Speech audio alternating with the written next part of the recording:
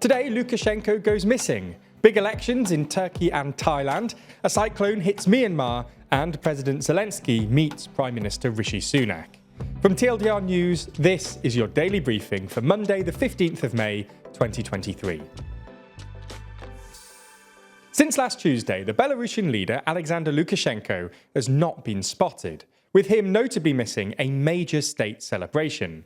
This has led to a number of different people and outlets believing that the autocrat is currently struggling with his health. Lukashenko was meant to give a speech at the National Flag, Emblem and Anthem Day, but instead this year a message was read out on his behalf by the Prime Minister. The only real evidence for this, outside of his current reclusive nature, was the fact that Lukashenko left the Victory Day parade early in Russia and was spotted with a bandaged right hand. Some have described him as looking visibly tired at the event. The opposition leader Svetlana Tikhanovskaya wrote on Twitter that there were many rumours about Lukashenko's health and that, for us, it means only one thing. We should be well prepared for every scenario, to turn Belarus on the path to democracy and to prevent Russia from interfering. Lukashenko was last seen on the 9th of May when he was laying flowers in Minsk for the Belarusian Victory Day parade. In other big news, Turkey's highly anticipated election finally took place on Sunday, and the presidential vote looks set to go to a runoff vote on May the 28th. The presidential election has been billed as the most important in the world this year, and people in and outside of Turkey are closely watching to see if voters extend President Erdogan's 2 decades of power or end it.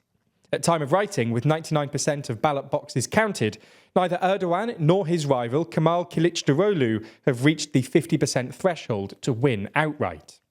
Turkey's Supreme Election Council puts Erdogan in first place on 49.4% of the vote, Kılıçdaroğlu on 44.96%, and third-party candidate Öcalan, who won't be on the runoff ballot, on around 5%.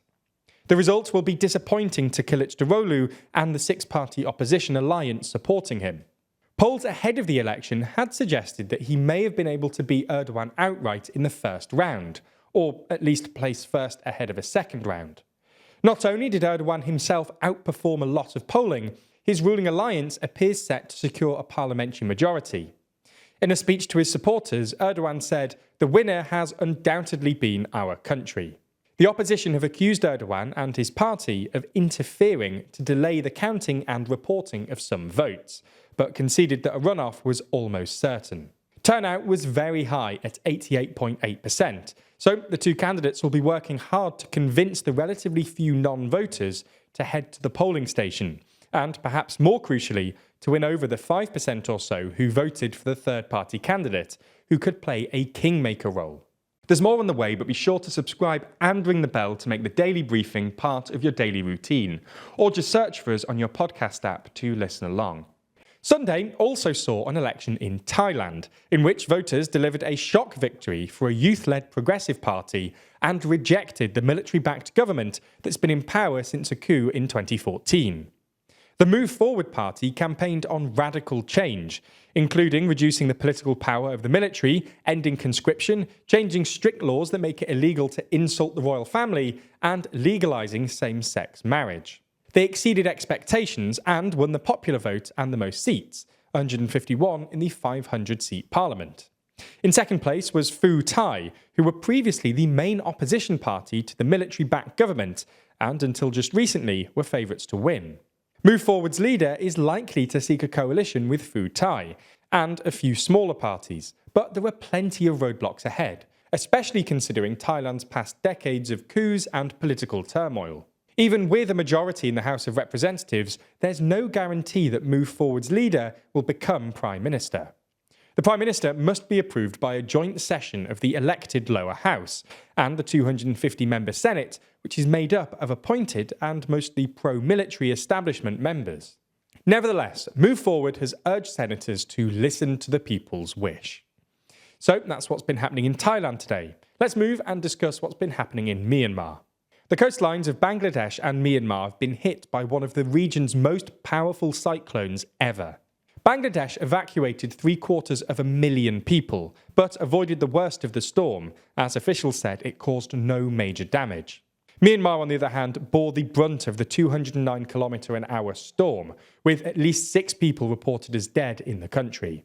Myanmar's entire coastal province of Rakhine has been declared a natural disaster area by the country's military, and the BBC cites residents as saying up to 90% of the region's capital has been destroyed. Before the cyclone, there's been significant fears that the Cox's Bazar refugee camp in Bangladesh, home to nearly 1 million Muslim Rohingya refugees, could have been seriously damaged, but it was fortunately spared the kind of damage that hit Myanmar. If you want more content like this from TLDR, then make sure you check out Nebula, where each week we release a roundup of what's been happening in Westminster in our series This Week in Parliament. It's been reported today that Ukrainian President Volodymyr Zelenskyy is visiting the UK in order to discuss a new aid deal. This comes as the 4th stop in his European tour, in which he stopped in Germany, France and Italy. Zelenskyy met the British Prime Minister Rishi Sunak at the Prime Minister's Grace and Favour home in Chequers, in which both leaders spoke to the press about their new agreement. In the meeting, Zelenskyy reiterated his desire to create a jet coalition, although he admitted that they still have a little bit more to do before this happens. In this vein, though, Sunak confirmed that the UK will train Ukrainian pilots. Talking about this, he said that he hopes this training will start relatively soon. Finishing up the meeting, Sunak responded to a statement by the Kremlin in which they say they took an extremely negative view of the UK providing Ukraine with more missiles, saying that the UK will not go away. We'll end the main section of the daily briefing with some uplifting news from the UK, where a new law has come into force making it illegal for employers to withhold tips from their staff. The government says more than 2 million workers will benefit from the new rules, with an estimated £200 million a year going back into the pockets of staff that would otherwise have been deducted. In addition to this, workers will also be able to request more information on an employer's tipping record. That's all we have time for on YouTube, but the briefing isn't over. That's because I sit down with the TLDR team and discuss this weekend's Eurovision final. Should we start with Jan and go I feel like go no, this we should way? start with Jack. I think we should start with Thomas. Scarlett's the obvious start. Okay, start with Scarlett. What What's the Ben? question? Say hello. Just stealing books from the show. Yeah, oh, I am, yeah. They boating at Boatface it, I think, is the risk. Yeah. Fantastic. Whereas Loreen presented a new song, new staging, new lyrics. It's so fine. good. It makes you want to... In the extended ad-free edition of the Daily Briefing, only on Nebula.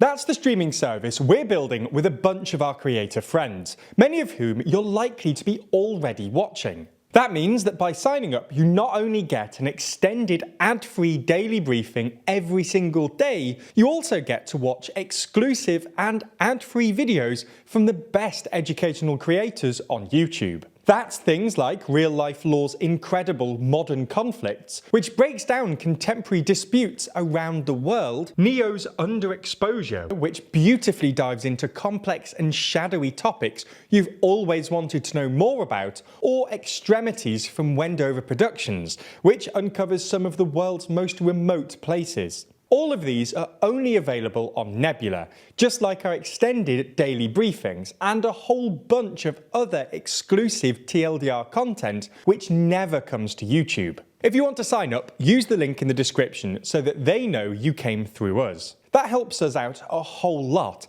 as does watching on Nebula more generally. So thanks for signing up, and we'll see you on Nebula.